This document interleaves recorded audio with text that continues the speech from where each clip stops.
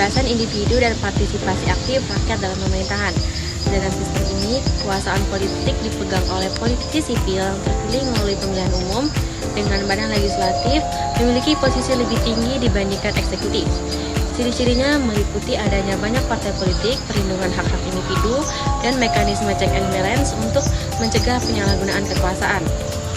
Di Indonesia, era demokrasi liberal berlangsung dari 1945 hingga 1959, ditandai dengan pembentukan kabinet parlementer yang sering berganti akibat ketidakstabilan politik.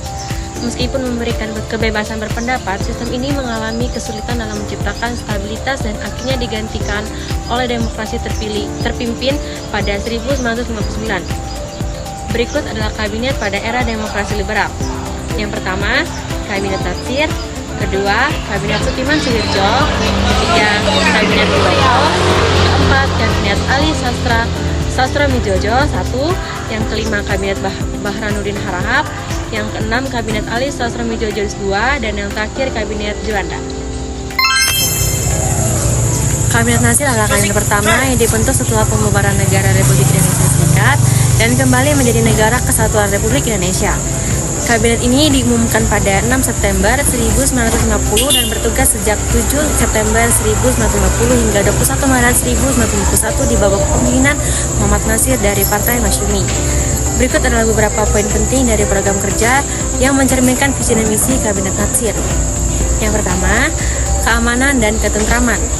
Menciptakan rasa aman di masyarakat dengan menggiatkan usaha keamanan. Yang kedua, pemilihan umum. Mempersiapkan dan menyelenggarakan pemilihan umum Dewan Konstitusi guna merumuskan konstitusi. Yang ketiga, konsolidasi pemerintahan. Menyempurnakan susunan pemerintahan pasca pembubaran Republik Indonesia Serikat. Yang keempat, ekonomi kerakyatan. Mengembangkan dan memperkuat ekonomi rakyat sebagai dasar pembangunan nasional. Yang kelima dan yang terakhir, penyelesaian Irian Barat. Memperjuangkan penyelesaian masalah Irian Barat dengan pendekatan diplomasi.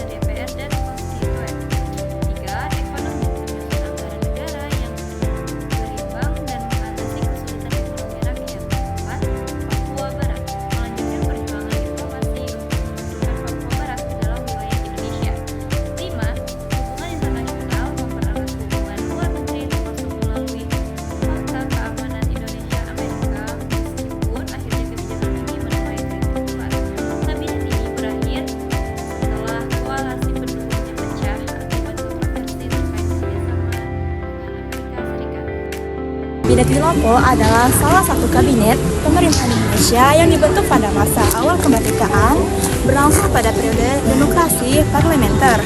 Kabinet ini berfungsi sebagai kabinet koalisi dengan misi utama menyelesaikan berbagai persoalan dalam negeri yang kompleks termasuk masalah ekonomi, politik, dan pertahanan. Kabinet Wilopo ini pada tahun 3 April 1952 sampai 3 Juni 1953 dipimpin oleh Perdana Menteri M.R. Wilopo dari PNI tersusun atas koalisi PNI dan Masyumi. Visi Kabinet Wilopo mewujudkan stabilitas politik dan ekonomi di Indonesia melalui program pembangunan nasional dan memperkuat semangat persatuan dalam menghadapi tantangan internal dan eksternal. Visi Kabinet Wilopo adalah 1. Memperbaiki kondisi ekonomi nasional. 2. Menyelesaikan sengketa tanah. 3. Meningkatkan keamanan nasional. 4. Menjalankan politik luar negeri bebas aktif. 5. Meningkatkan tata kelola pemerintahan. Bendaruhi Harahap adalah seorang tokoh politik Indonesia yang menjabat sebagai Perdana Menteri Indonesia ke-9 dari Agustus 1955 hingga Maret 1956. Ia dikenal sebagai pemimpin yang berfokus pada upaya membersihkan pemerintah dari korupsi dan mempersiapkan pemilu pertama Indonesia. Tahun kepemimpinan Burhanuddin Harahap menjabat sebagai Perdana Menteri dari 12 Agustus hingga 1955 hingga 3 Maret 1956. Pemimpin dan partai. Ia adalah tokoh penting dalam Partai Musyayami, Majelis Syuro Muslimin Indonesia, salah satu partai politik terbesar di Indonesia pada masa itu. Visi kepemimpinan, menguatkan demokrasi parlementer di Indonesia melalui pelaksanaan pemilu pertama yang adil dan transparan, membersihkan pemerintah dari korupsi untuk meningkatkan integritas dan kepercayaan publik terhadap lembaga negara, menciptakan stabilitas politik di tengah konflik antara pemerintah, pusat, dan daerah.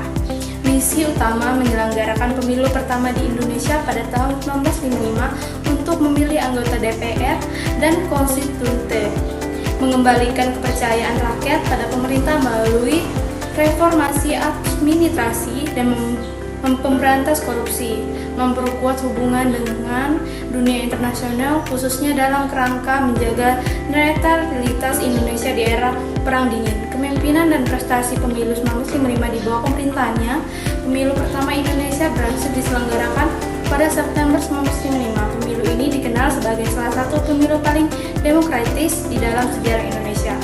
Reformasi pemerintah Burhanuddin Harahap memprioritaskan pemberantasan korupsi termasuk membersihkan birokrasi dari unsur-unsur korup dan tidak efektif.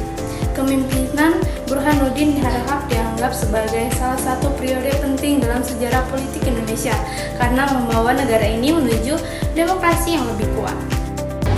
Kabinet Ali Sastronegoro adalah kabinet yang dipimpin oleh Ali Sastronegoro dari Partai Nasional Indonesia atau PNI. Kabinet ini terbagi menjadi dua periode, yaitu Kabinet Ali Sastronegoro I pada tanggal 30 Juli 1953 sampai 12 Agustus 1955 dan Kabinet Ali Sastronegoro II pada tanggal 20 Maret 1956 sampai dengan 14 Maret 1957. Kabinet Ali Sastronegoro I memiliki visi untuk memperkuat stabilitas politik, kemudian memajukan pembangunan nasional, dan memperjuangkan kedaulatan Indonesia atas Irian Barat. Kabinet ini juga berhasil menyelenggarakan pemilu pertama pada tahun 1955 sebagai bagian dari visi untuk memperkokoh demokrasi di Indonesia. Kabinet Ali Sastronegoro II melanjutkan perjuangan kabinet sebelumnya dengan fokus pada penanganan disintegrasi bangsa, pembebasan Irian Barat, serta peningkatan kesejahteraan rakyat. Melalui kebijakan ekonomi dan sosial, kabinet ini juga mendukung pembentukan Dewan Konstitusi atau perumusan undang-undang baru. Meski menghadapi tantangan besar seperti konflik politik dan ancaman separatisme, kabinet ini mencatat keberhasilan penting, terutama penyelenggaraan Konferensi Asia Afrika 1955 yang memperkuat peran Indonesia di kancah internasional. Namun, Kabinet Ali II berakhir karena tidak mampu menyelesaikan krisis dalam negeri secara efektif.